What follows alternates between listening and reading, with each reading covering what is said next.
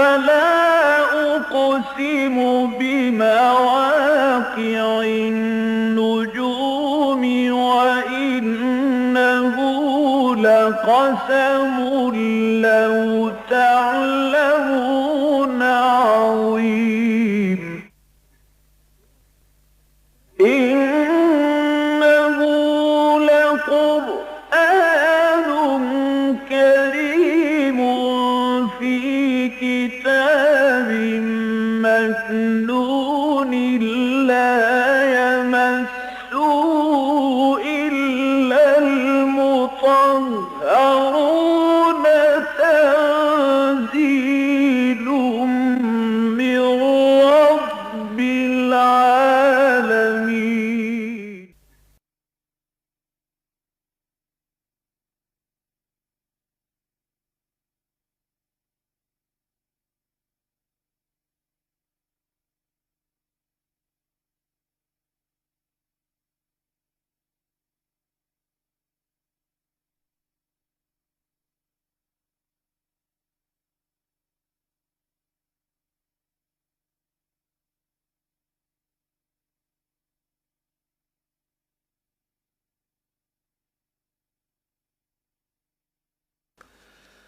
اعوذ باللہ من الشیطان الرجیم بسم اللہ الرحمن الرحیم ومن اہل الکتاب من ان تأمنہ بقنطار یؤدہ الیک ومنہم من ان تأمنہ بدینار لا یؤدہ الیک الا ما دمت علیہ قائما ذلک بانہم قالوا لیس علینا فی الامیین سبیل ویقولون علی اللہ الکذب وہم یعلمون بلا من اوفى بعہدہ واتقى فإن اللہ يحب المتقین صدق اللہ العظیم۔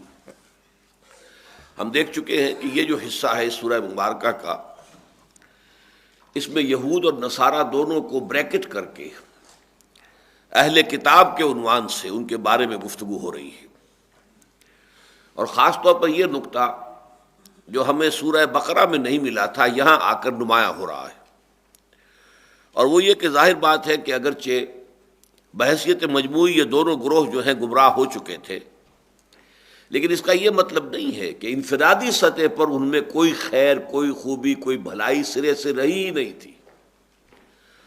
دنیا میں کوئی قوم کتنی بھی بری ہو جائے، آپ کو ایسے افراد مل جائیں گے ان میں کہ جو راستے پر قائم ہوں گے، لیکن فیصلہ کن بات یہ ہوتی ہے کہ اجتماعی رنگ کیا ہے۔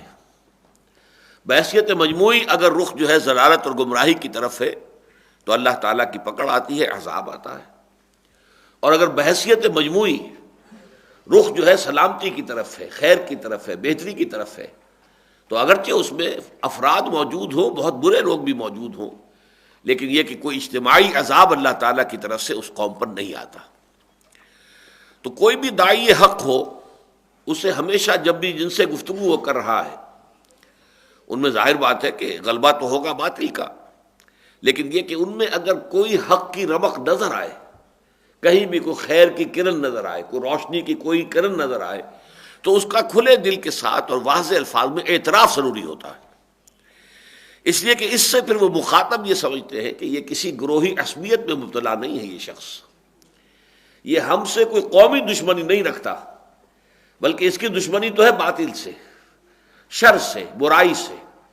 اس کا اگر کوئی معاملہ ہے تو وہ ہم سے قومی سطح پر یا گروہی سطح پر معاملہ نہیں ہے، تعصب کے اندر مبتلا ہو کر یہ شخص بات نہیں کر رہا ہے، بلکہ جو حق ہمارے اندر اگر کسی درجے میں ہے تو اس کا اعتراف کر رہا ہے۔ تو یہ بات حکمت دعوت و تبلیغ کے اعتبار سے بہت اہم ہے۔ فرمایا وَمِنْ أَهْلِ الْكِتَابِ مَنْ إِنْ تَأْمَنْهُ بِقِنْطَارٍ يُؤَدِّهِ إِلَيْكَ۔ اہل کتاب میں ایسے لوگ بھی موجود ہیں کہ اگر تم ڈھیروں مال ان کے پاس امانت رکھوا دو گے وہ تمہیں واپس کر دیں گے پائی پائی رتی رتی۔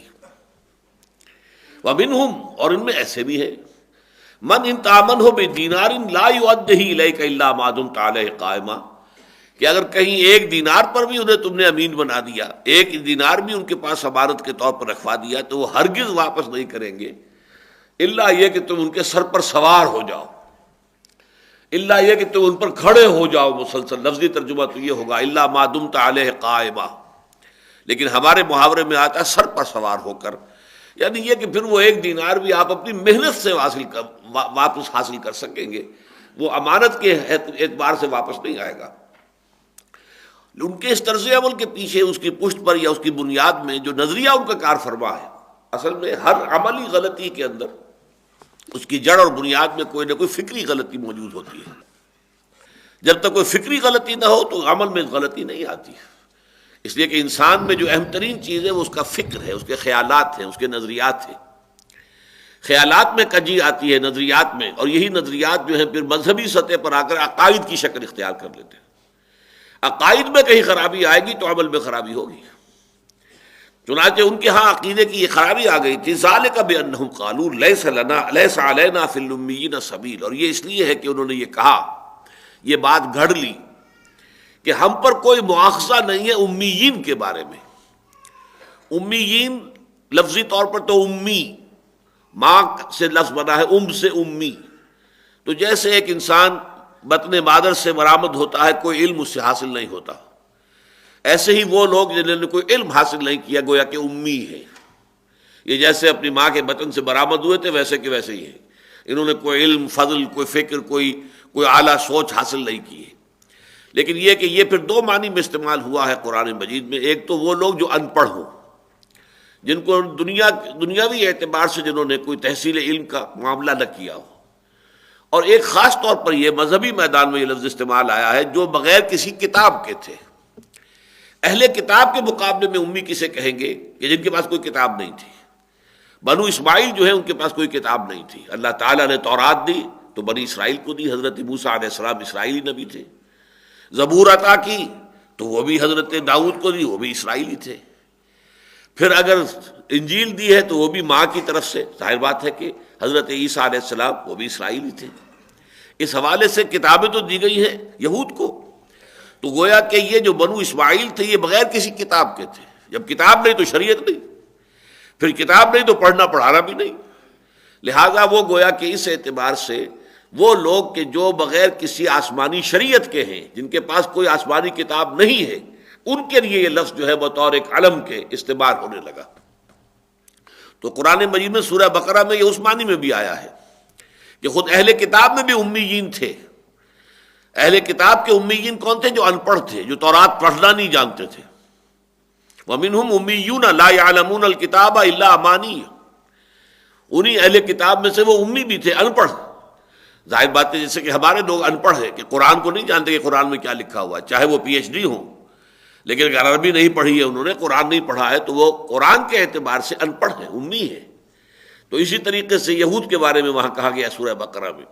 یہاں اصل میں کہا جا رہا یہ لفظ غیر یہودی، غیر اسرائیلی جو ہے وہ امی ہے، اور اس کے لیے جو انگریزی میں الفاظ استعمال ہوتے ہیں گوئمس اینڈ جینٹائلز، اور ان کا تصور جو ہے جو بعد میں بنا، تورات میں نہیں تھا یہ، لیکن تالمود تک آتے آتے اصل میں تورات پر جو پھر تفصیلی شریعت وجود میں آئی ہے، وہ ان کے جو ربائی ہوتے تھے، جو عالم ہوتے تھے، ان کے فتوے، ان کا اجماع۔ اب جیسے ہمارے ہاں فقہ حنفی کیا ہے؟ قرآن اور سنت سے استنباط کر کے علماء احناف جو ہے انہوں نے کچھ فتوے دیے۔ کوئی فتویٰ جو ہے امام اعظم کا ہے، امام ابو حنیفہ کا رحمۃ اللہ علیہ، کوئی فتویٰ ان کے شاگرد کا ہے، قاضی ابو یوسف کا، امام محمد کا۔ تو آپ کو معلوم ہوگا مضارعت پر جو مفتہ بہی قول ہے وہ حضرت امام ابو حنیفہ کا نہیں ہے بلکہ صاحبین کا ہے، قاضی ابو یوسف، امام محمد۔ یہ فتاویٰ بعد میں مرتب ہوئے نا، فقہ حنفی تو بعد کی شے ہے، فقہ حنبلی بعد کی شے ہے، فقہ مالکی بعد کی شے ہے، اصل شے تو کتاب و سنت تھی۔ اسی طرح تورات کے بعد جو ان کے ربائز تھے، جو ان کے بڑے ربانیون تھے، جو ان کے بڑے علماء اور احبار تھے، ان کے فتووں سے جو ان کی شریعت مرتب ہوئی ہے وہ تالمود ہے۔ اس تالمود میں یہ بات آج بھی لکھی ہوئی موجود ہے کہ یہ در حقیقت جو غیر اسرائیلی ہیں ان کے بارے میں ہم پر کوئی اخلاقی پابندی نہیں ہے، ان سے ہم جھوٹ بول سکتے ہیں، انہیں ہم دھوکہ دے سکتے ہیں، ان سے ہم مال بٹور سکتے ہیں دھوکے کے ساتھ، ان کی ہم چوری کر سکتے ہیں، جو چاہے کریں ہم پر کوئی مواخذہ نہیں ہے۔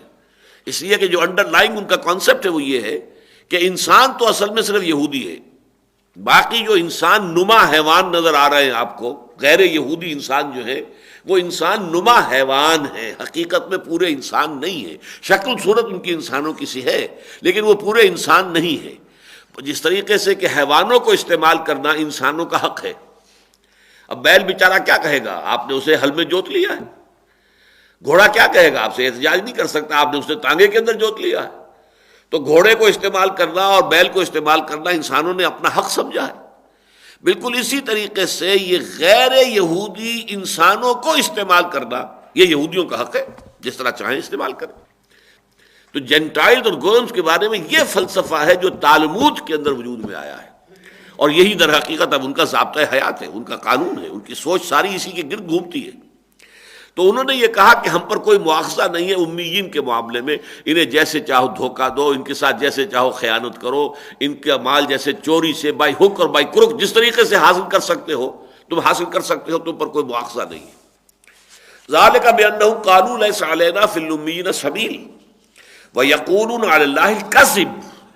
اور یہ در حقیقت وہ اللہ پر بہتان جڑ رہے ہیں، جھوٹ بات ہے جو اللہ کی طرف منسوب کر رہے ہیں. اللہ نے ایسی کوئی بات ان سے نہیں کہی ہے. وہم یعلمون، اور یہ جانتے بوجھتے کر رہے ہیں. وہ جانتے ہیں جس طرح کہ تورات میں ایسی کوئی بات موجود نہیں ہے. وہ جانتے ہیں کہ یہ ان کے بعد کے علماء کی اختراعات ہیں، لیکن اس کے باوجود جو ہے وہ اس کے اوپر جزم کے ساتھ قائم ہے. بلا من اوفا بعہدہ، کیوں نہیں؟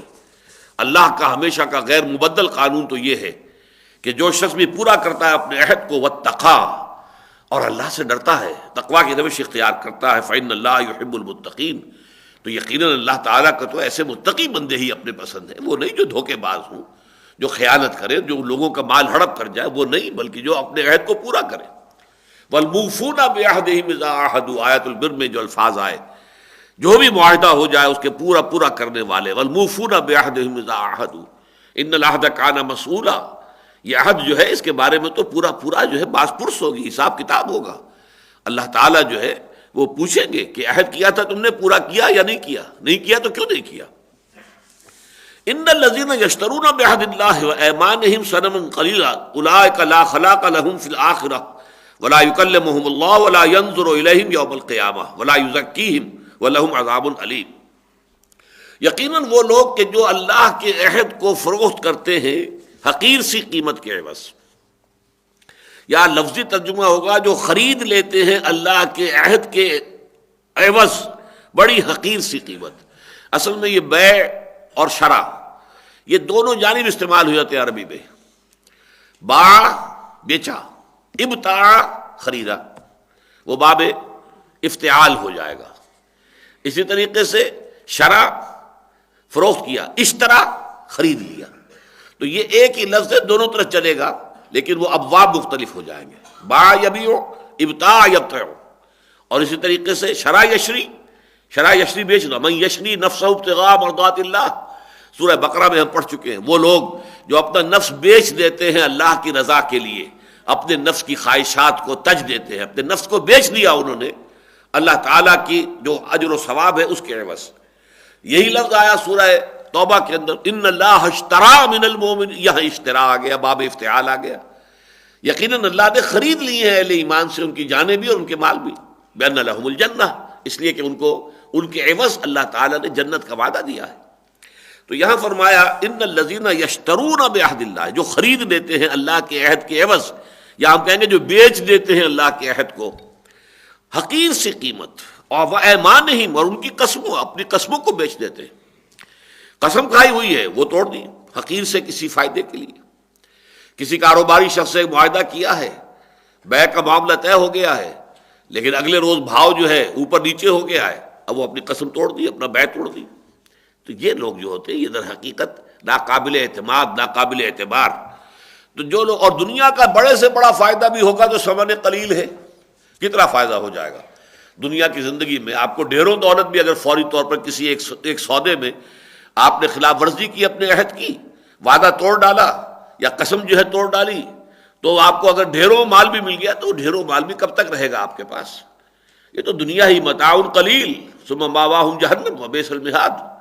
یہ بڑا ہی قلیل سا ایک زمانہ ہے استعمال کا ہے، اس کے علاوہ تو تمہارے پاس کچھ بھی نہیں. ان الذین یشترون بعہد اللہ وایمانہم ثمنا قلیلا، یقیناً وہ لوگ کہ جو بیچتے ہیں اپنے اللہ کے عہد کو. اب عہد اللہ جو ہے یہاں آیا ہے یہ بڑے زومانیان انداز میں آیا ہے. ایک تو یہ کہ ہر عہد جس پر اللہ کو گواہ بنا لیا جائے وہ گویا کہ اللہ کے ساتھ ہو گیا, اللہ بھی اس میں ایک فریق کی حیثیت سے شامل ہو گیا. ٹرائی پارٹائٹ ایگریمنٹ جیسے میں کہا کرتا ہوں, جیسے کہ سورہ فتح میں آیا ہے ان الذین یبایعونک انما یبایعون اللہ ید اللہ فوق ایدیہم. اے نبی جو لوگ آپ سے بیعت کر رہے ہیں وہ اصل میں اللہ سے بیعت کر رہے ہیں. ایک تو آپ کا دست مبارک ہے, ایک بیعت کرنے والے کا ہاتھ ہے, ایک تیسرا ہاتھ اور بھی ہے ید اللہ فوق ایدیہم, اللہ کا ہاتھ ان کے ہاتھوں کے اوپر ہے, وہ غیر مرئی نظر نہیں آ رہا ہے. لیکن یہ ٹرائی پارٹائٹ ایگریمنٹ ہے کہ بیع کا معاملہ ہے بندے اور اللہ کے درمیان, لیکن بیعت کی جا رہی ہے درمیان میں محمد الرسول اللہ صلی اللہ علیہ وسلم سے. میں اپنی جان اور مال اللہ کے ہاتھ فروخت کر چکا ہوں, لیکن اب یہ مال میں کہاں خرچ کروں اے نبی آپ بتائیں گے, وہاں خرچ کر دوں گا. لہذا یہ گویا کہ ایک تین فریقوں کے مابین معاہدہ ہے. اسی طرح جس معاہدے پر اللہ کو گواہ بنا لیا, کہیں اللہ کی قسم کھا لی, اللہ کی قسم کھا لی تو گویا کہ آپ کے اس معاہدے کے اندر اللہ شریک ہو گیا فریق کی حیثیت سے, ہی از اے وٹنس, وہ گواہ ہے, تو گویا کہ یہ اللہ کے ساتھ کیا ہوا معاہدہ ہے. اور دوسرا یہ کہ اس میں اشارہ وہ بھی ہو رہا ہے کہ جن لوگوں کے اندر یہ پاس عہد نہیں ہے حقیقت میں وہ اللہ کے ساتھ جو عہد کر کے آئے تھے عہد الست, اصل میں اس کو توڑنے والے ہیں. ينقضون عهد الله من بعد ميثاقه ويقطعون ما امر الله به ان يوصل ويفسدون في الارض. یہ آپ کو معلوم ہے سورہ بقرہ کے تیسرے رکوع میں الفاظ آئے ہیں جو اللہ سے عہد کر کے آئے تھے الست بربکم قالوا بلا. در حقیقت جو اس کو توڑے گا پھر ظاہر بات ہے جو اللہ کے عہد کو توڑ دے تو پھر وہ انسانوں کے ساتھ چھوٹے چھوٹے معاہدوں کو توڑنے میں اسے کیا باک ہوگی, وہ تو ہر وقت تیار رہے گا, ذرا سا فائدہ دیکھے کوئی حقیر سے منفعت نظر آئے اور عہد توڑ دے گا. ان الذین یشترون بعہد اللہ وایمانہم ثمنا قلیلا اولئک لا خلاق لهم فی الآخرہ. اب یہاں الفاظ بڑے سخت آ رہے ہیں اور یہ اصل میں بہت مشابہ ہے سورہ بقرہ کے 19ویں رکوع میں جو آئے ہیں. اس میں بھی جو بات کہی گئی ہے کہ جن لوگوں کو ہم نے کتاب دی تھی بجائے اس کے کہ وہ حق کی گواہی دیں انہوں نے اس کو چھپایا ہے. تورات کی گواہیوں کو یہ یہودی علماء چھپا رہے ہیں, تو جس قدر سخت الفاظ وہاں آئے ہیں وہی الفاظ یہاں آئے. اولئک لا خلاق لهم فی الآخرہ, یہ وہ لوگ ہیں کہ جن کا کوئی حصہ آخرت میں نہیں ہوگا. ولا یکلمہم اللہ, نہ اللہ ان سے کلام کرے گا. ولا ینظر الیہم, نہ ان کی طرف نگاہ فرمائے گا. یوم القیامہ, قیامت کے دن. ولا یزکیہم, نہ انہیں پاک کرے گا. یعنی اللہ اپنے گناہ گار بندوں کے گناہ معاف کر دے گا, ان کو پاک بھی کرے گا, ان کی خطائیں جو ہیں ان سے درگزر بھی فرمائے گا. لیکن یہ لوگ گویا کہ اللہ تعالیٰ کی تمام عنایت سے, اللہ تعالیٰ کے اس فضل و کرم سے گویا کہ اپنے آپ کو بالکلیہ محروم کر چکے ہوں گے. وَلَهُمْ عَذَابٌ عَلِيمٌ, جب ان تمام اللہ تعالیٰ کی نعمتوں سے اور فضل سے محروم ہو جائیں گے تو ایک ہی شے رہ گئی ہے, وہ کیا ہے, وہ ہے ان کے لیے دردناک عذاب ہوگا. وَلَهُمْ عَذَابٌ عَلِيمٌ, ان کے لیے ہوگا بہت دردناک عذاب. المناک, علم ہم اردو میں بھی بولتے ہیں رنج اور غم, رنج و علم, تو اسی سے علیم بہت زیادہ غم دینے والا, بہت زیادہ رنج دینے والا, المناک عذاب. وَإِنَّ مِنْهُمْ لَفَرِيقًا يَلْوُونَ أَلْسِنَتَهُمْ بِالْكِتَابِ لِتَحْسَبُوهُ مِنَ الْكِتَابِ وَمَا هُوَ مِنَ الْكِتَابِ. اب یہ چیزیں وہ ہے کہ جو اس سے پہلے سورہ بقرہ میں بہت تفصیل سے آ چکی ہیں.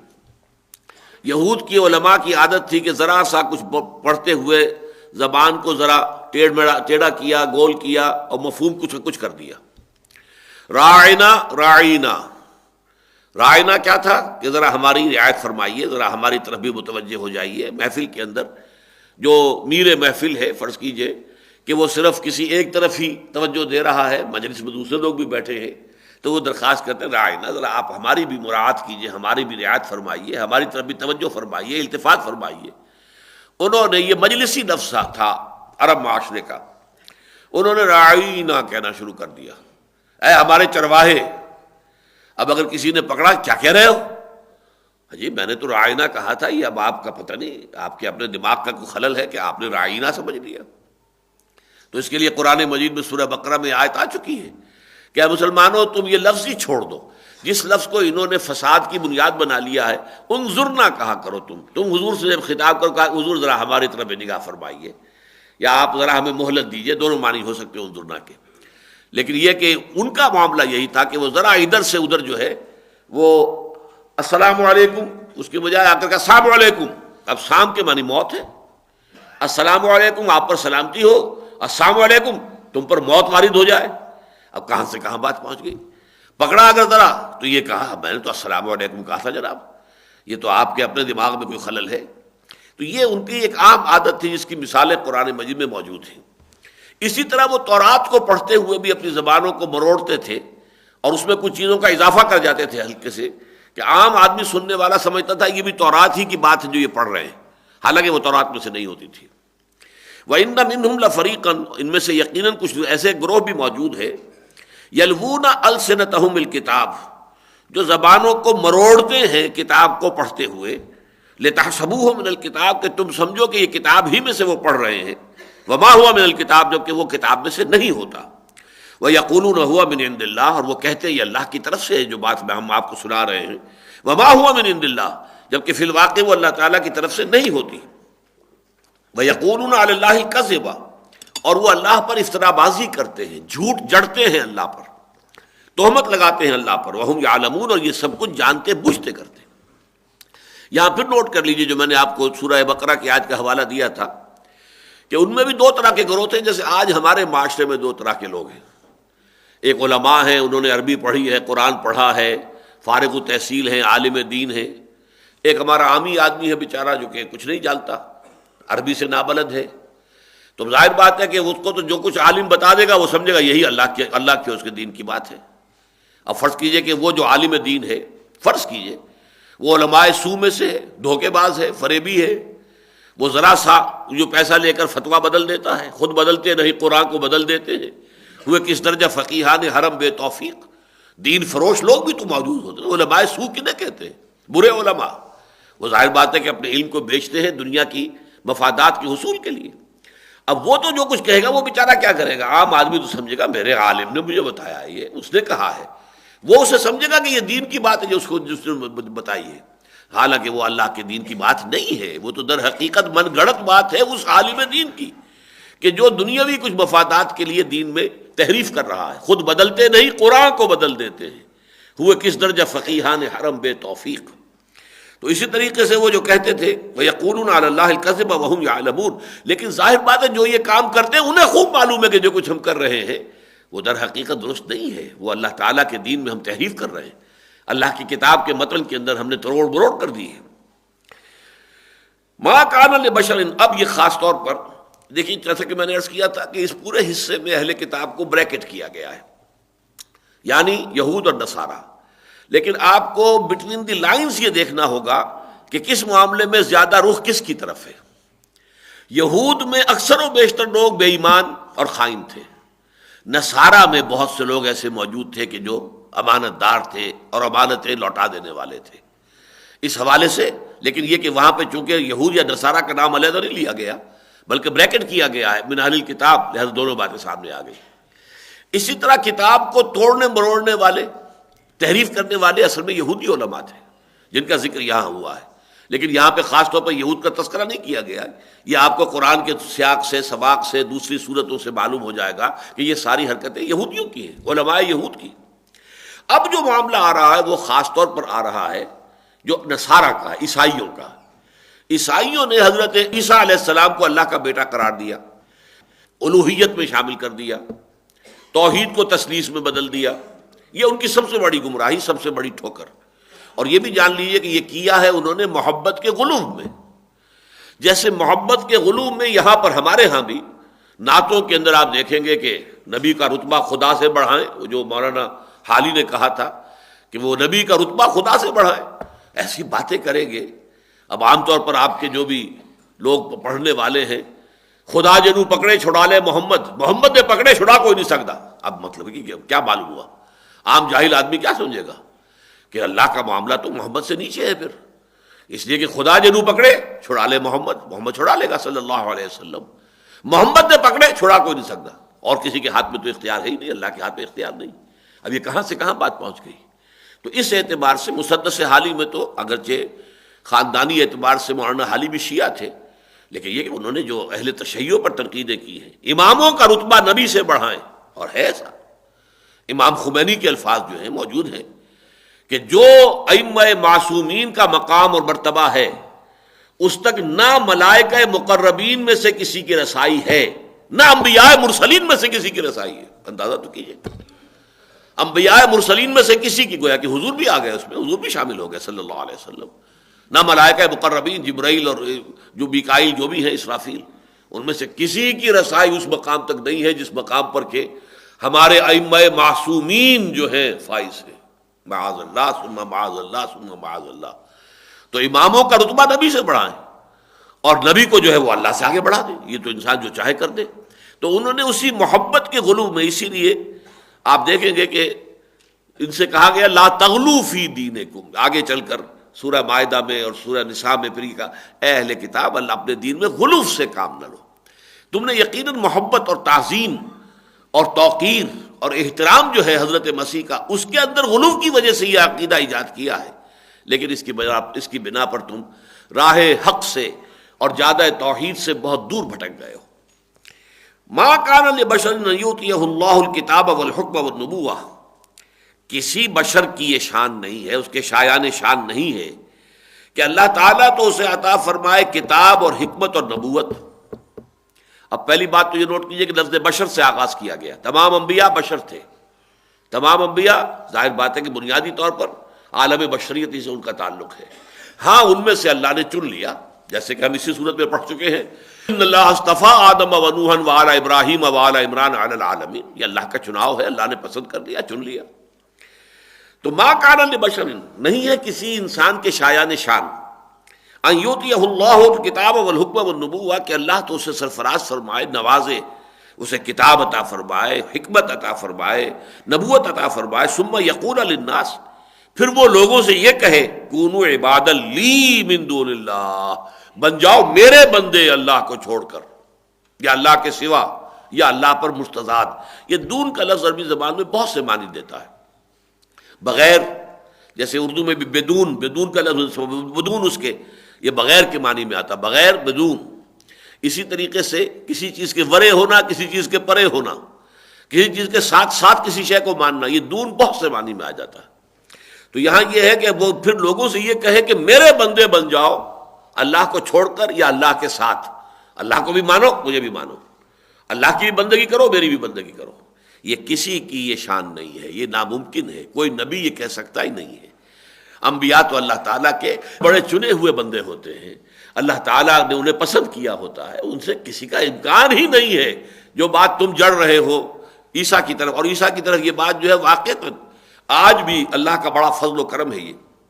یہ جو 4 گاسپلز ہیں ان کی canonical, Saint Matthew, Saint Luke, Saint John اور مرقس مارکس، یہ 4 جو ہے کینونیکل کہلاتے ہیں۔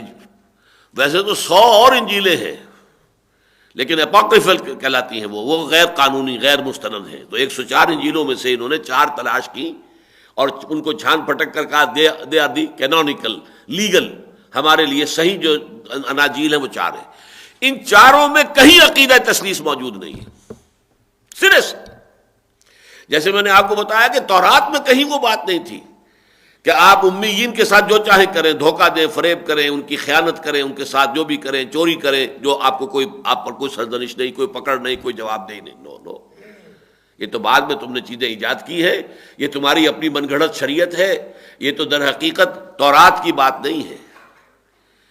اسی طریقے سے اناجیل 4 میں تثلیث موجود نہیں ہے۔ ہاں میرا باپ، لیکن جہاں وہ میرا باپ کہتے ہیں حضرت مسیح، میرا اور تمہارا آسمانی باپ، وہ تو باپ اس معنی میں جیسے باپ جو ہے پالتا ہے، پوستا ہے، پروان چڑھاتا ہے، ایسے ہی اللہ ہمارا رب ہے۔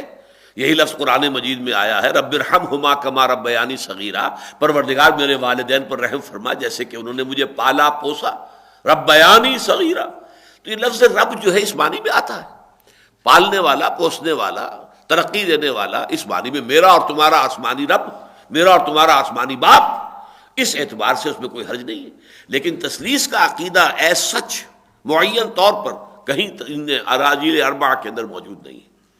تو فرمایا ما کان لبشر ان یؤتیہ اللہ الکتاب والحکم والنبوۃ ثم یقول للناس کونوا عبادا لی من دون اللہ ولکن کونوا ربانیین بما کنتم تعلمون الکتاب وبما کنتم تدرسون، بلکہ وہ تو یہی کہے گا کہ نہیں ربانی بنو، رب سے ربانی، اللہ والے بنو، اللہ کے بندے بنو، اللہ کی بندگی کرو، اللہ کی اطاعت کرو، اللہ کی پرستش کرو، بسبب اس کے کہ جو تم سکھاتے ہو لوگوں کو کتاب پڑھاتے ہو، تورات پڑھاتے ہو۔ تورات میں توحید ہی توحید ہے، وہاں تو کسی شرک کا کوئی امکان ہے ہی نہیں، اور تورات کو بھی یہ مانتے تھے۔ اولڈ ٹیسٹمنٹ آج بھی عیسائی جو ہے بائبل جسے کہتے ہیں، تو اس میں بڑا حصہ تو جو ہے تو اولڈ ٹیسٹمنٹ کا ہے، تھوڑا حصہ ہے جو نیو ٹیسٹمنٹ کا ہے، اور نیو ٹیسٹمنٹ کا بہت ہی حقیر سا حصہ ہے جو اناجیل اربعہ پر مشتمل ہے۔ باقی وہ سینٹ پول جو ہے اس کے خطوط ہیں اور بہت سی چیزیں بعد میں بڑھا دی گئی ہیں، ورنہ وہ اناجیل اربعہ تو بہت ہی مختصر سی ہے، 4 انجیلیں مل کر بھی، چاروں مل کر بھی کچھ نہیں بنتی۔ تو تورات کا بھی اسی طریقے سے معاملہ ہے۔ تو جو کچھ تم پڑھاتے ہو اور جو کچھ کہ تم خود بھی پڑھتے ہو، اس کے حوالے سے تمہیں یہ چاہیے کہ تم اللہ ہی کے بندے بنو، اللہ کی بندگی کرو۔ ان اللہ ربی و ربکم فاعبدوہ ھذا صراط مستقیم، یقیناً اللہ ہی میرا بھی رب ہے، تمہارا بھی رب ہے، بس اسی کی بندگی اور پرستش کرو، یہی سیدھا راستہ ہے۔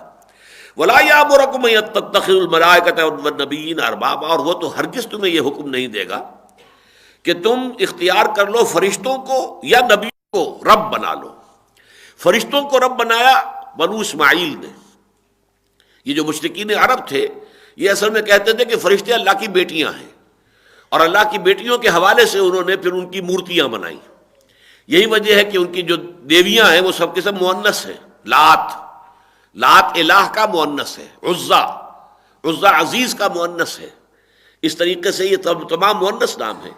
تو انہوں نے کہا کہ اللہ کی بیٹیاں ہیں فرشتے، اور فرشتوں کے نام پر مورتیں بنا لی اور ان کو دیویوں کی شکل دے دی۔ اور یہ انہوں نے کیا عیسائیوں نے کہ اللہ کے ایک نبی کو، اللہ کے ایک رسول کو اللہ کا بیٹا بنا دیا۔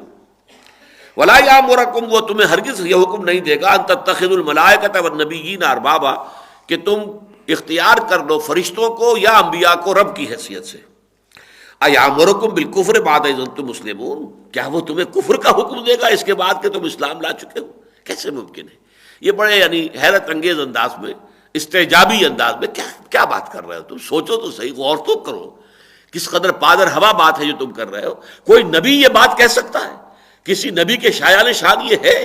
ما کان لبشر ان یؤتیہ اللہ الکتاب والحکم والنبوۃ ثم یقول للناس کونوا عبادا لی من دون اللہ ولکن کونوا ربانیین بما کنتم تعلمون الکتاب وبما کنتم تدرسون ولا یامرکم ان تتخذوا الملائکۃ والنبیین اربابا ایامرکم بالکفر بعد اذ انتم مسلمون۔ اب اس کے بعد آ رہا ہے یہ میثاق النبیین، اور جیسا کہ میں نے آپ سے بہت مرتبہ عرض کیا ہے کہ قرآن مجید میں اہم مضامین کم سے کم 2 جگہ پر ضرور آتے ہیں۔ یہاں بھی 2 آیتیں آ رہی ہیں اس میثاق النبیین پر، اور بعین ہی اسی طریقے سے پھر سورہ احزاب میں بھی 2 آیتیں ہیں میثاق النبیین۔ اور اس کے بارے میں ایک نقطے کی طرف ذہن میرا صرف اسی مرتبہ منتقل ہوا ہے، اور میرا واقعہ یہ ہے کہ میری معلومات کی حد تک شاید کسی اور مفسر کا اور کسی اور عالم دین کا بھی ذہن ادھر منتقل نہیں ہوا کہ اس میثاق النبیین کا بڑا گہرا تعلق ہے عقیدہ ختم نبوت کے ساتھ۔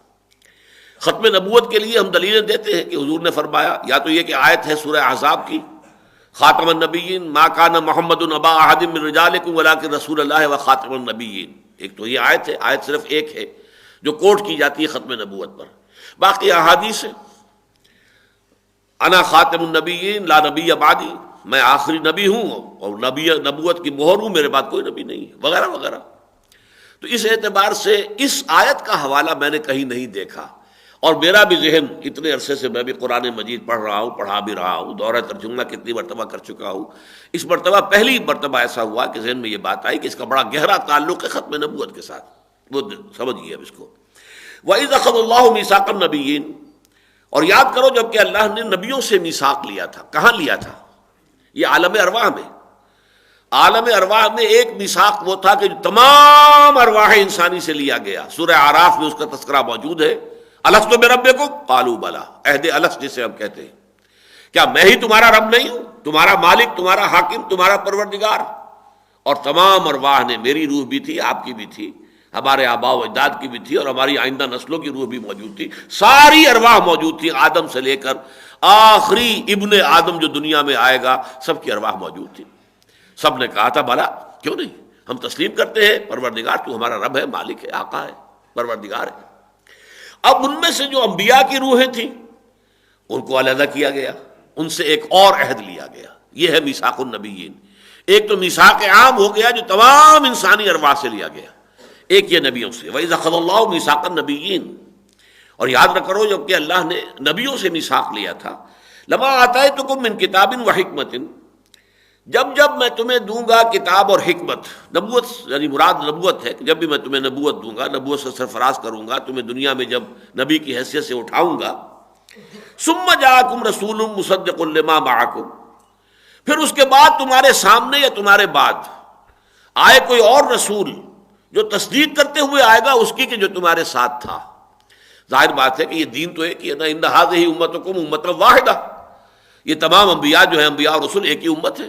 حضور نے فرمایا کہ ہم جو نحن معاشر الانبیاء بنی علات, ہم جو ہیں اصل میں یہ ایسے آپس میں بھائی ہیں کہ ہمارا باپ ایک ہے, مائیں جدا ہیں. اللاتی بھائی وہ کہلاتے ہیں کہ جن کا باپ تو ایک ہے, مشترک ہے, لیکن مائیں جدا ہیں. تو گویا کہ ہمارا دین ایک ہے, شریعتیں جدا ہے. اس حوالے سے اللاتی ہم بھائی ہیں آپس میں.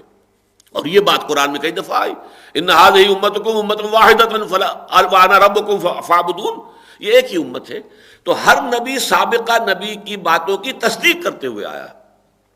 آپ نے میں سمجھتا ہوں کم سے کم 50 مرتبہ تو ہوگا اگر میرا اندازہ غلط نہ ہو, قرآن مجید کے بارے میں آیا مصدقا لما معکم, یہ تصدیق کرتے ہوئے آیا. مصدقا لما بین یدیہ, جو اس کے سامنے موجود ہے اس کی تصدیق کرتے ہوئے آیا. اس نے تورات کی تصدیق کی, اس نے انجیل کی, اس نے زبور کی, سب کی تصدیق کی ہے.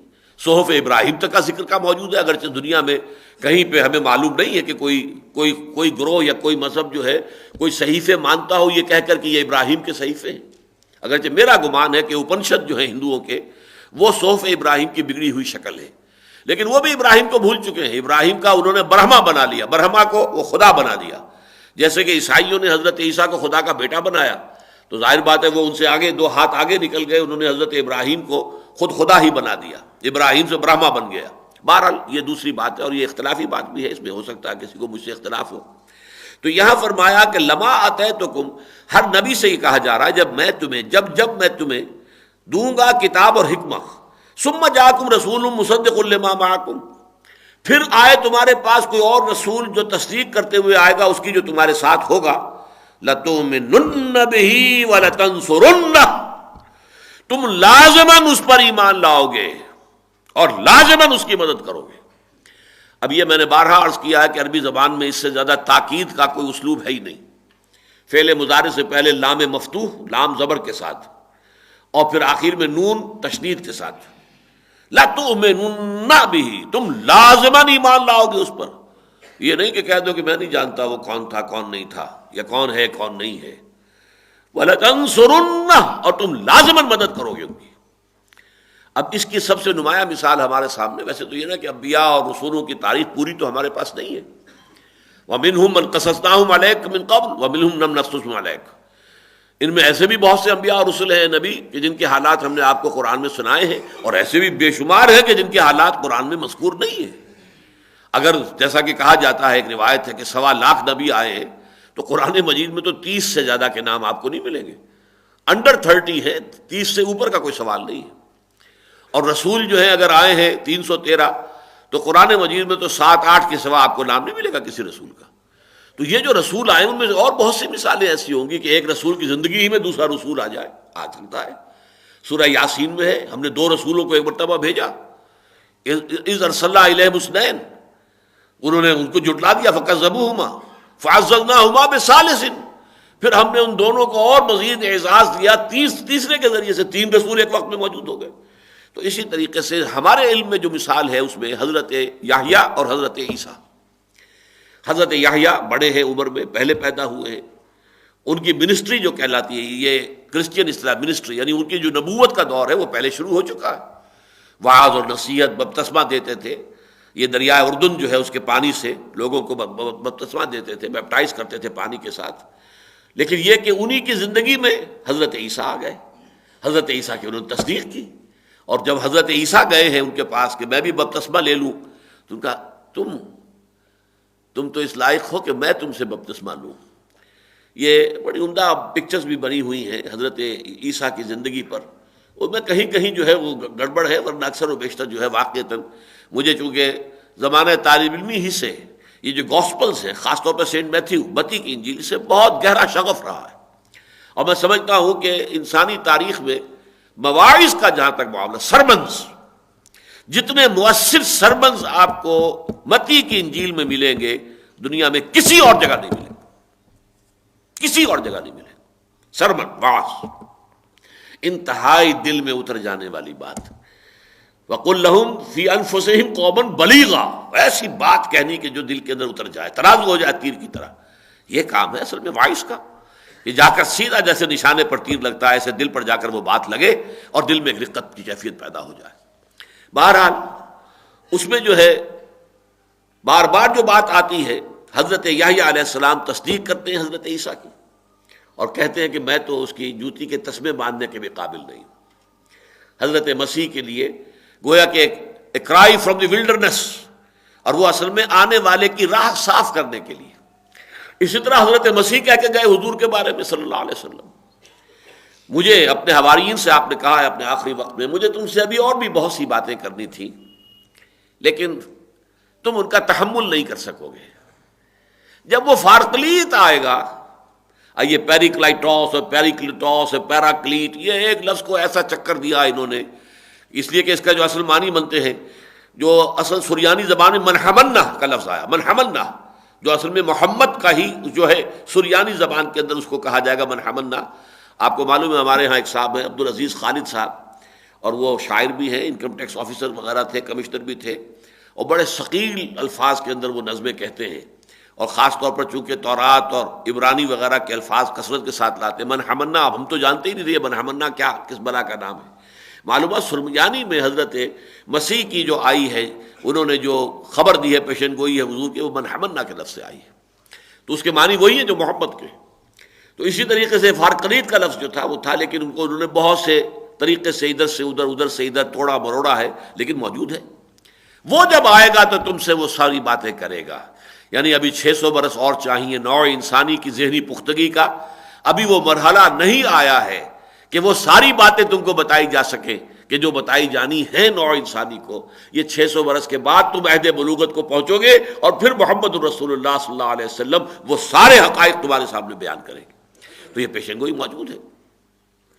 وَإِذْ أَخَذَ اللَّهُ مِيثَاقَ النَّبِيِّينَ لَمَا آتَيْتُكُم مِّن كِتَابٍ وَحِكْمَةٍ ثُمَّ جَاءَكُمْ رَسُولٌ مُّصَدِّقٌ لِّمَا مَعَكُمْ لَتُؤْمِنُنَّ بِهِ وَلَتَنصُرُنَّهُ قَالَ أَقْرَرْتُمْ وَأَخَذْتُمْ عَلَىٰ ذَٰلِكُمْ إِصْرِي، اللہ نے فرمایا آپ لوگ اقرار کرتے ہیں اور کیا اس پر میرے عہد کا بوجھ قبول کرتے ہیں؟ اسری، اسر کہتے ہیں بوجھ کو، وَلَا تَحْمِلْ عَلَيْنَا إِصْرًا، اسر کہتے ہیں وہ بوجھ جس کو انسان بمشکل اٹھا سکے۔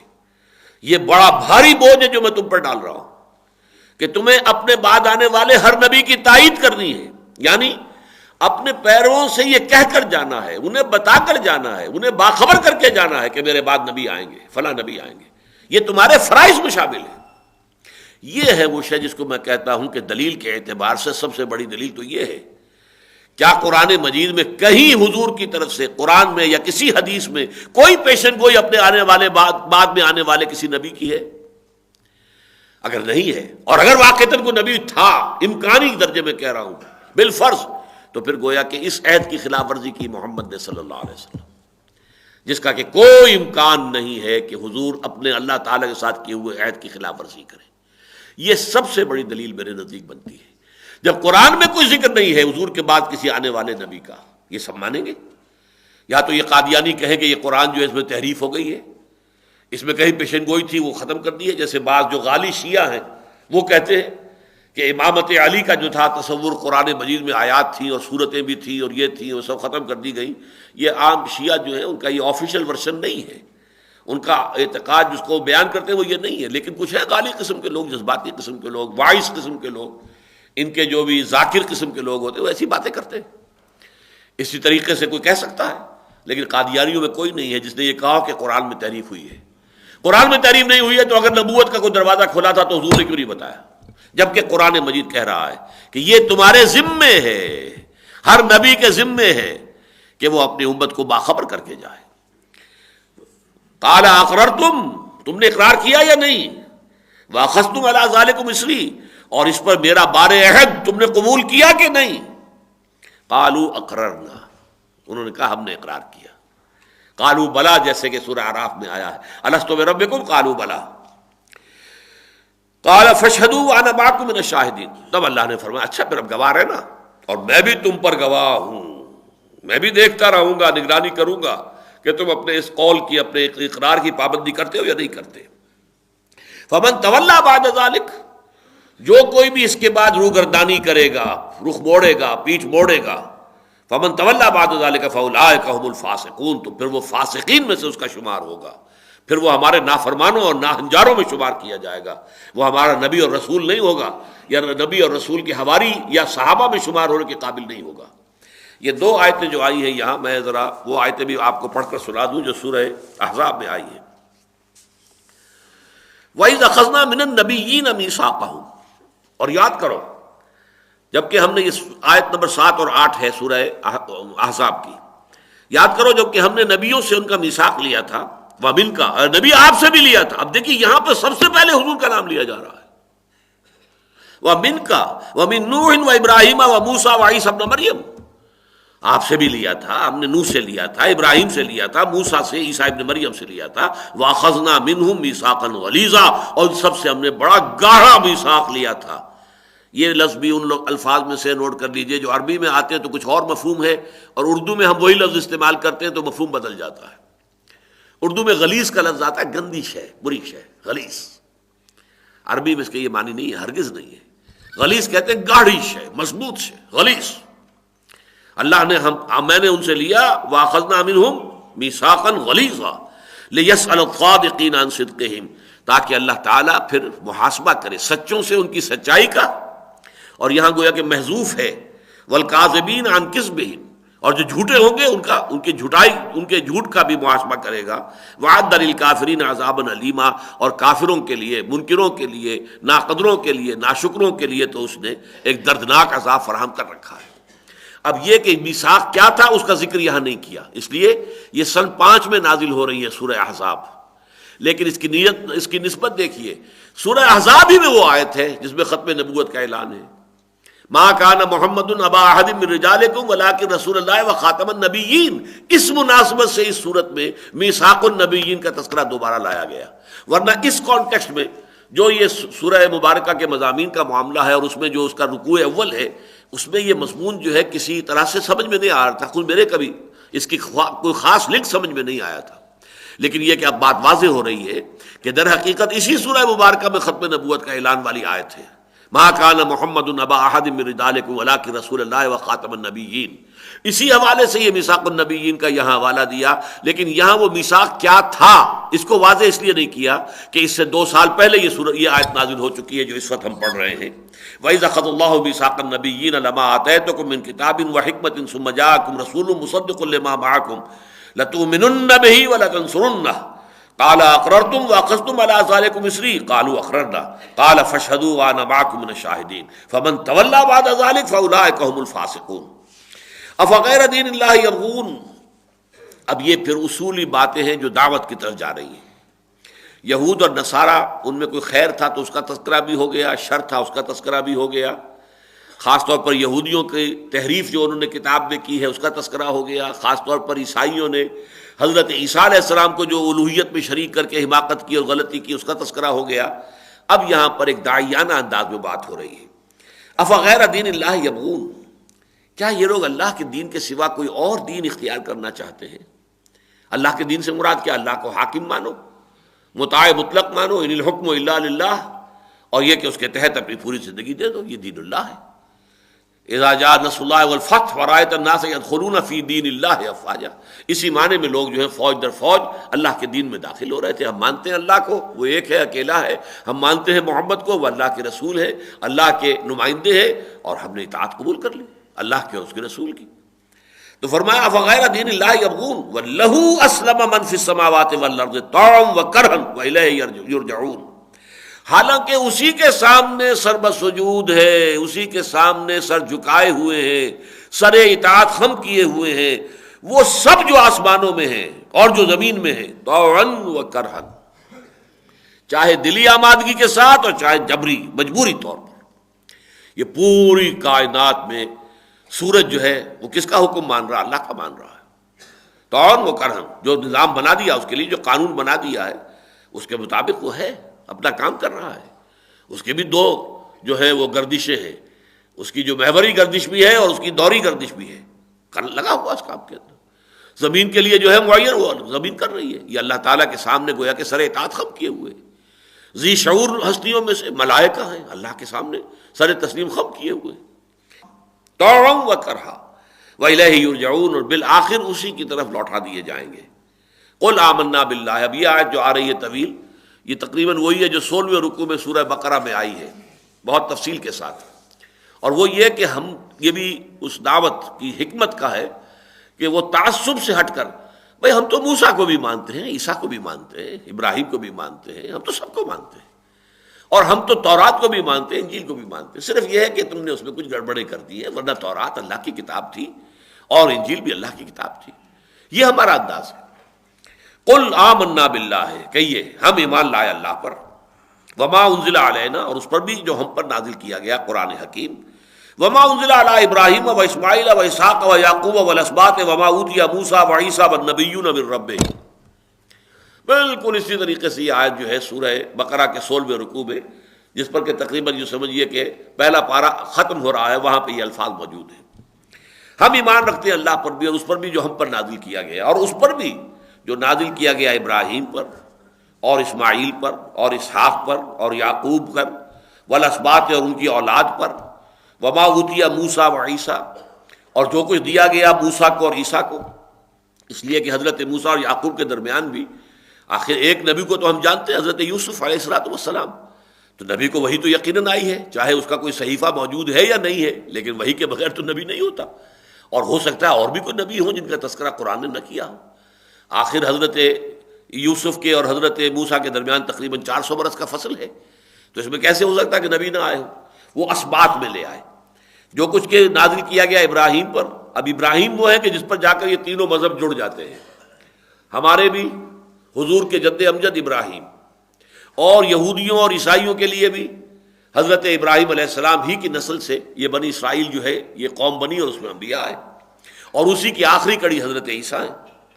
وما اوتی موسیٰ و عیسیٰ، جو کچھ دیا گیا موسیٰ کو اور عیسیٰ کو، والنبیون من ربہم، اور جو کچھ دیا گیا تمام نبیوں کو ان کے رب کی طرف سے، لا نفرق بین احد منہم، ہم تفریق نہیں کرتے ہرگز ان میں سے کسی ایک کے مابین بھی، ونحن لہ مسلمون، اور ہم تو بس اس اللہ ہی کے فرما بردار ہیں، اسی کے سامنے ہم نے سر اطاعت خم کر دیا ہے۔ تفریق اور تفضیل کے فرق کو سمجھ لیجئے۔ تفریق یہ کہ ایک کو مانے ایک کو نہ مانے، فرق کر دیا، اس کو ہم مانتے ہیں اس کو نہیں مانتے۔ تفضیل یہ کہ ایک کے رتبے کو بلندتر مانے دوسرے کے رتبے سے، تو تفضیل کے ہم قائل ہیں۔ تلک الرسل فضلنا بعضهم علی بعض، یہ تیسرا پارہ شروع ہی ہوتا ہے اس آیت سے، یہ رسول ہیں کہ جن میں سے ہم نے بعض کو بعض پر فضیلت دی ہے، اور افضل الرسل، تمام انبیاء اور رسل میں افضل ترین محمد الرسول اللہ صلی اللہ علیہ وسلم۔ اگرچہ بعض جزوی اعتبارات سے کسی دوسرے نبی کو حضور پر بھی فضیلت ہو سکتی ہے، مثلا جیسے کلام اس دنیا میں رہتے ہوئے حضرت موسیٰ کے ساتھ ہوا ہے، ویسا کلام اس دنیا میں رہتے ہوئے حضور کے ساتھ نہیں ہوا۔ حضور کے ساتھ مکالمہ ہوا ہے جا کر شب معراج میں، وہ تو 7ویں آسمان پہ حضور پہنچے ہوئے ہیں، یہ حضرت موسیٰ سے اسی زمین کے اوپر مکالمہ ہو رہا ہے۔ کلم اللہ موسیٰ تکلیما، یہ ایک امتیازی بات ہے۔ حضرت عیسیٰ کو جیسے معجزے دیے گئے وہ حضور کو نہیں دیے گئے، یہ ان کی ایک امتیازی شان ہے۔ ایدناہ بروح القدس، خاص طور پر اس کی تائید کی روح قدس کے ذریعے سے۔ احیاء موتا، خلق حیات، جو چوٹی کی چیزیں ہو سکتی ہیں وہ بھی حضرت عیسیٰ علیہ السلام کو عطا کر دی، تو یہ علیحدہ بات ہے بالکل۔ خلت جو ہے واتخذ اللہ ابراہیم خلیلا، یہ جو خلت کا جو ہے یوں سمجھیے جامہ وہ اللہ نے پہنایا ہے حضرت ابراہیم علیہ السلام کو، یہ ان کی امتیازی شان ہے۔ تو فرمایا ہم فرق نہیں کرتے ان کے درمیان کہ ہم ایک کو مانے دوسرے کو نہ مانے، اور ہم تو اللہ ہی کے سامنے سر تسلیم خم کرتے ہیں۔ وَمَن يَبْتَغِ غَيْرَ الْإِسْلَامِ دِينًا فَلَن يُقْبَلَ مِنْهُ، اس سے پہلے ہم پڑھ چکے ان الدین عند اللہ الاسلام، اسی سورہ مبارکہ میں، یہ گویا کہ مثبت انداز میں بات تھی۔ اب دین اللہ کے لیے صرف اسلام ہے، اب قیامت تک سوائے اسلام کے کوئی اور دین اللہ کے ہاں مقبول نہیں، یعنی یہودیت ہو، نصرانیت ہو، یہ سب کے سب اب کینسلڈ ہے۔ اپنے وقت میں صحیح تھی، اب کینسلڈ ہے۔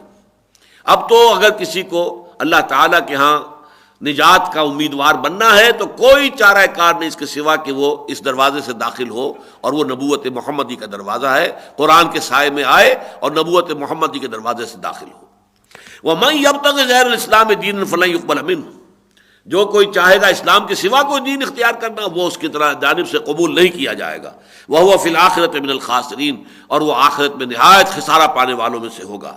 کیف یہدی اللہ قوما کفروا بعد ایمانہم، کیسے اللہ تعالیٰ ہدایت دے گا ان لوگوں کو جو ایمان لانے کے بعد کفر پر اڑ گئے۔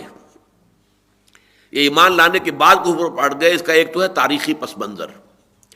تاریخی پس منظر یہ ہے کہ جیسے جیسے حضور تشریف لائے تھے مدینے میں، ابتدا میں یہودیوں کا رویہ نرم رہا، اور اس کے اندر بعض چیزیں اللہ تعالیٰ کی حکمت کی وجہ سے ایسی شامل ہو گئی تھی کہ حضور نے چونکہ اب رخ کیا بیت المقدس کی طرف، تو انہوں نے سمجھا کہ یہ تو ہمارے کیمپ فالوورز ہیں، جو ہمارا قبلہ ہے وہی ان کا قبلہ ہے۔ انہوں نے اپنے آبائی قبلے کو چھوڑ دیا۔ ان کے آبائی جو ہے معاملہ، وہ تو جو ان کا آپ کہہ لیجئے کہ جو مونومنٹ ہے، نیشنل مونومنٹ بنو اسماعیل کا، وہ تو کعبہ ہے، ان کے جد اجد ابراہیم کا بنایا ہوا، انہوں نے اس کی طرف پشت کر کے ہمارے قبلے کی طرف رخ کر لیا۔ ٹھیک ہے، یہ تو بہرحال ہمارے ساتھ ہے، ہمارے پیچھے چل رہے ہیں نا۔ اسی طرح حضور نے دیکھا یہ عاشورہ کا روزہ رکھتے ہیں، کیوں رکھتے ہو بھائی؟ کہ یہ یوم نجات ہے، بنی اسرائیل کو اللہ تعالیٰ نے نجات دی تھی اور فرعون کو غرق کیا۔ اچھا، تو پھر ہم تو زیادہ حقدار ہیں کہ ہم روزہ رکھیں، آپ نے مسلمانوں کا تو بھی روزہ رکھا کرو۔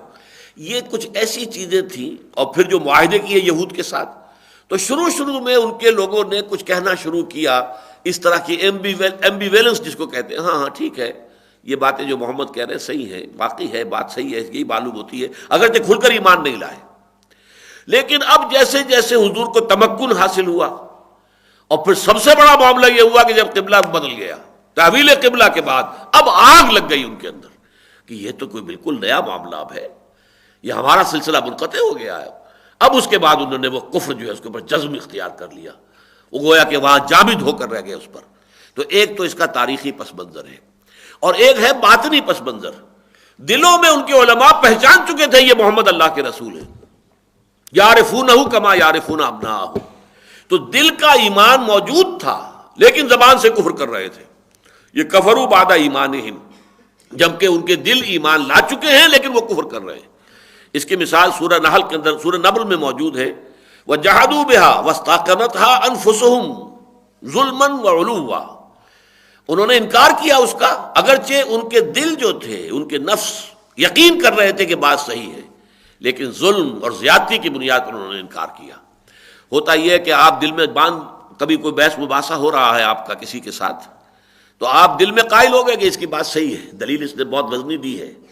اب شرافت کا طریقہ تو یہ کہ مان لیجئے، ماننے میں یہ ہے کہ گویا کہ آپ ہار گئے، وہ جیت گیا، اور اس ہار کو قبول کرنے کو تیار نہیں۔ اب کج بحثی میں ادھر سے ادھر، ادھر سے ادھر، پینترا بدل کر بات کیونکہ ماننی نہیں ہے، ہٹ دھرمی کا ثبوت جب دینا شروع کیا تو یہ معاملہ ہو جاتا ہے کہ ان کے ساتھ ہو گیا تھا کہ ماننے کے بعد، ایمان لانے کے بعد، دل ان کے ایمان لا چکے تھے لیکن انہوں نے انکار کیا، یا یہ کہ پہچان چکے تھے حضور کو لیکن اب انہوں نے انکار کر دیا۔ وَشَهِدُوا أَنَّ الرَّسُولَ حَقٌّ، وہ گواہی دیتے رہے ہیں اس بات کی کہ رسول حق ہے، یعنی کچھ زبانی کلامی بھی کہتے ہیں ہاں ٹھیک ہے جو کچھ کہہ رہے ہیں واقعی بات صحیح ہے، تورات میں واقعی ایسا لکھا ہوا ہے، جو محمد کہہ رہے ہیں ٹھیک ہے، لیکن اب آ کر وہ جامد ہو گئے کفر پر۔ وجاءہم البینات، جبکہ ان کے پاس بینات آ چکی ہیں، واضح دلیلیں آ چکی ہیں، روشن دلائل آ چکے ہیں۔ واللہ لا یہدی القوم الظالمین، اور اللہ تعالیٰ ایسے ظالم لوگوں کو ہدایت نہیں دیتا، یعنی زبردستی ہدایت نہیں دیتا۔ ہدایت کا تو آپشن ہے، جو چاہے اختیار کرے اور جو چاہے غلط راستے پر چلا جائے۔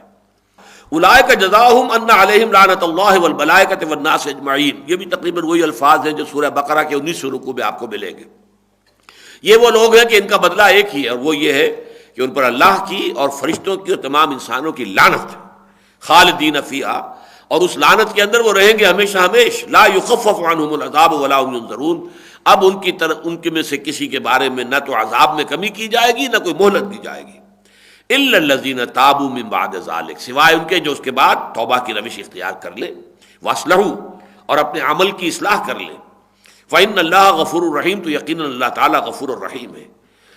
الا الذین کفروا بعد ایمانہم، ان الذین کفروا بعد ایمانہم، یقیناً جو لوگ ایمان لانے کے بعد کفر پر اڑ گئے، مراد وہی ہیں، دونوں پس منظر ذہن میں رکھیے کہ جو ابتدا میں کچھ نہ کچھ مان رہے تھے، آتا قلیلا وعقدا، جیسے سورۃ النجم میں آئے الفاظ، کچھ مانا پھر رک گیا، اسی طریقے سے انہوں نے شروع میں کچھ ماننا شروع کیا تھا، بعد میں جو ہے وہ جامد ہو گئے، یا یہ کہ دل میں تو وہ پوری طریقے سے جان چکے تھے لیکن زبان سے انکار کر رہے ہیں۔ ان الذین کفروا بعد ایمانہم ثم ازدادوا کفرا، پھر وہ اپنے کفر میں بڑھتے چلے گئے، لن تقبل توبتہم، ان کی توبہ اب کبھی قبول نہیں ہوگی، واولئک هم الضالون، اور یہی لوگ ہیں کہ جو انتہائی گمراہ ہیں، بھٹک گئے ہیں۔ ان الذین کفروا وماتوا وهم کفار، یقیناً وہ لوگ کہ جو مرے اسی حال میں، جنہوں نے کفر کیا اور مرے اسی حال میں کہ وہ کافر تھے، فلن يقبل من احدهم ملء الارض ذهبا ولو افتدى به، تو ان میں سے کسی ایک سے زمین کے برابر سونا بھی اگر وہ پیش کرے گا فدیے کے طور پر تو قبول نہیں کیا جائے گا۔ یہ گویا کہ تعلیق بالمحال اسے کہتے ہیں کہ ایک بات ایسی کہ جو ناممکن ہو اس کے ساتھ کسی چیز کو باندھ دیا جائے تو گویا کہ وہ شے بھی ناممکن ہو گئی۔ زمین کے جو حجم جتنا سونا کہاں ہوگا، کس کے پاس ہوگا، اور قیامت میں کون ہوگا جو پیش کر سکے، یہ تعلیق بالمحال، جس کا مطلب کیا ہے جس طرح یہ ناممکن ہے ایسے ہی ان کی توبہ کا اور قیامت میں ان کی سزا کا ختم ہونا جو ہے وہ محال ہے۔ اولئک لہم عذاب علیم، یہ وہ لوگ ہیں کہ جن کے لیے ہے بہت دردناک عذاب، وما لہم من ناصرین، اور پھر ان کا کوئی مددگار نہیں ہوگا۔ بارک اللہ لی ولکم فی القرآن العظیم ونفعنی وإیاکم بالآیات والذکر الحکیم۔